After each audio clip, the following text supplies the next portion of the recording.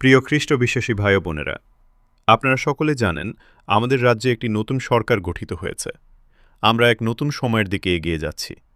হয়তো আগামী দিনগুলো আমাদের জন্য আগের মতো সহজ হবে না।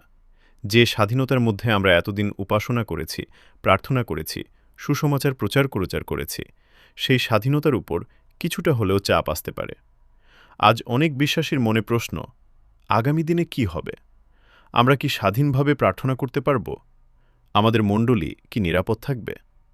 অনেকেই আতঙ্কিত, অনেকেই ভবিষ্যৎ নিয়ে উদ্বিগ্ন। কিন্তু এই সময়ে দাঁড়িয়ে আমি আপনাদের কয়েকটি গুরুত্বপূর্ণ কথা মনে করিয়ে দিতে চাই। তাই অনুরোধ করছি, ভিডিওটি শেষ পর্যন্ত ধৈর্য সহকারে দেখুন। আমরা ইতিপূর্বে ভারতের বিভিন্ন রাজ্যে দেখেছি, উত্তরপ্রদেশ, ছত্তিশগড়, মধ্যপ্রদেশ, ওডিশা, মহারাষ্ট্র, কিভাবে বিভিন্ন হিন্দুত্ববাদী সংগঠন খ্রিস্ট বিশ্বাসীদের উপর আক্রমণ করেছে। অনেক জায়গায় উপাসনায় বাধা দেওয়া হয়েছে, মিথ্যা অভিযোগ আনা হয়েছে, ধর্ম পরিবর্তন বিরোধী আইন ব্যবহার করে বিশ্বাসীদের ভয় দেখানো হয়েছে। কেউ চাপের মুখে ঘর ওয়াপসিতেও বাধ্য হয়েছে। এখন কেউ ভাববেন না ওসব অন্য রাজ্যে হয়েছে, এখানে হবে না। প্রিয় ভাই ও বোনেরা, তার লক্ষণ ইতিমধ্যেই দেখা যাচ্ছে এবং সম্ভবত আগামী দিনে পশ্চিমবঙ্গের বিভিন্ন প্রান্তেও খ্রিস্টীয় মণ্ডলীগুলো চাপ, বিরোধিতা এবং ধর্মীয় নিপীড়নের মুখোমুখি হতে পারে। কিন্তু এই পরিস্থিতিতে একজন বিশ্বাসীর প্রতিক্রিয়া কি হওয়া উচিত? ১. ভয়ের পরিবর্তে ঈশ্বরের উপর ভরসা রাখুন। শয়তানের সবচেয়ে বড় অস্ত্র হল ভয়, কারণ ভীত মানুষ খুব সহজে আপোস করে ফেলে। কিন্তু মনে রাখবেন, আপনি একা নন। যদি কেউ আপনার বিশ্বাসের কারণ জানতে চায়, ভদ্রতা ও নম্রতার সঙ্গে উত্তর দিন। বাইবেল বলে, কেউ নিজের ইচ্ছায় খ্রিস্টের কাছে আসে না, ঈশ্বর নিজে তাকে আহ্বান করেন। আপনি ঈশ্বরের মনোনীত সন্তান।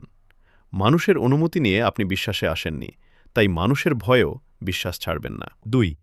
ধর্মীয় বিশ্বাসের স্বাধীনতা হল আমাদের সাংবিধানিক অধিকার। খ্রিস্টান হওয়া কোনো অপরাধ নয়। উপাসনা করা কোনো অপরাধ নয়। প্রার্থনা করা কোনো অপরাধ নয়। ভারতের সংবিধানের আর্টিকেল ২৫ প্রত্যেক নাগরিককে ধর্ম পালন, প্রচার ও প্রসারের অধিকার দেয়। তাই মনে রাখবেন, আপনি কোনো বেআইনি কাজ করছেন না, আপনি যিশুকে অনুসরণ করছেন। ৩. পারিবারিক প্রার্থনা ও ঈশ্বরের বাক্যে গভীর হন। আগামী দিনগুলোতে হয়তো বড় বড় সভা কমে যাবে, কিন্তু ঘরের ভিতরের আগুন যেন নিভে না যায়। প্রতিদিন বাইবেল পড়ুন, বিশেষ করে প্রেরিত পুস্তকটি বারবার পড়ুন। দেখবেন প্রেরিতেরা কত বিরোধিতা সহ্য করেছে। তাদের মারধর করা হয়েছে, বন্দী করা হয়েছে, হুমকি দেওয়া হয়েছে। তবুও তারা থামেনি। বরং বাইবেল বলে, তাড়নার মধ্য দিয়েই প্রভুর বাক্য চারিদিকে ছড়িয়ে পড়ল। ইতিহাস সাক্ষী, মণ্ডলী আরামের মধ্যে সবচেয়ে বেশি দুর্বল হয়েছে, কিন্তু তাড়নার মধ্যে সবচেয়ে বেশি শক্তিশালী হয়েছে। ৪. বিশ্বাস ধরে রাখুন, সরকার পরিবর্তন হবে, নেতা পরিবর্তন হবে, রাজনীতি পরিবর্তন হবে, কিন্তু যিশু কখনো পরিবর্তন হন না। আজ যারা ক্ষমতায় আছে, কাল তারা থাকবে না। কিন্তু যিনি সিংহাসনে বসে আছেন, তিনি অনন্তকাল একই। তাই পরিস্থিতি দেখে বিশ্বাস হারাবেন না। চাপের মুখে খ্রিস্টকে অস্বীকার করবেন না। ইব্রিয় ১০ অধ্যায় ৩৯ পদ বলে, পরন্তু আমরা বিনাশের জন্য সরিয়া পড়িবার লোক নেহি, বরং প্রাণের রক্ষার জন্য বিশ্বাসের লোক। ৫. দেশ ও সমাজের প্রতি দায়িত্বশীল থাকুন। আমরা বিদ্রোহের লোক নই, আমরা শান্তির লোক। আমরা দেশের শত্রু নই। একজন নাগরিক হিসেবে আমাদের কর্তব্য পালন করতে হবে। নেতৃত্বে যারা আছেন তাদের সম্মান করতে হবে। সমাজে যে মঙ্গল চাইতে হবে। যিশু কখনো বিশৃঙ্খলা শেখাননি, তিনি সত্যে দৃঢ় থাকতে শিখিয়েছেন। ৬. আত্মিকভাবে দৃঢ় ও পরিপক্ক হন।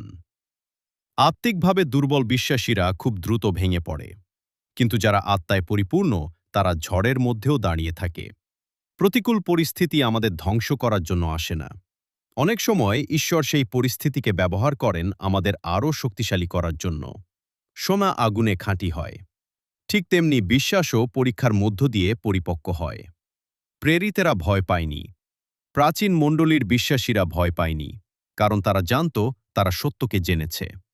তাদের তাড়িত করা হয়েছে, কারাগারে পাঠানো হয়েছে, কিন্তু তারা খ্রিস্টকে অস্বীকার করেনি। সবশেষে বলতে চাই, তাই প্রিয় ভাই ও বোনেরা, আমি জানি আগামী সময় সহজ নাও হতে পারে। হয়তো আমাদের বিশ্বাসের মূল্য দিতে হবে, হয়তো উপহাস আসবে, হয়তো বিরোধিতা আসবে। হয়তো একদিন আমাদের শুধু যিশুর অনুসারী হওয়ার কারণেই আলাদা করে দেখা হবে। কিন্তু মনে রাখবেন, অন্ধকার যত বাড়ে আলোর প্রয়োজন তত বেশি হয়।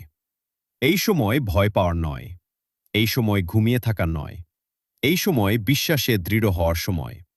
যদি প্রাচীন মণ্ডলী রোম সাম্রাজ্যের নির্যাতনের মধ্যেও টিকে থাকতে পারে, তাহলে আজও ঈশ্বর তার মণ্ডলীকে রক্ষা করতে সক্ষম। মানুষ মণ্ডলীকে থামাতে পারে না, কারণ মণ্ডলী কোনো বিল্ডিং নয়। মণ্ডলী হল জীবন্ত বিশ্বাসীদের শরীর। আর যিশু বলেছিলেন, আমি আমার মণ্ডলী গাঁথিব এবং পাতালের দ্বার সকল তাহার বিরুদ্ধে প্রবল হইতে পারিবে না।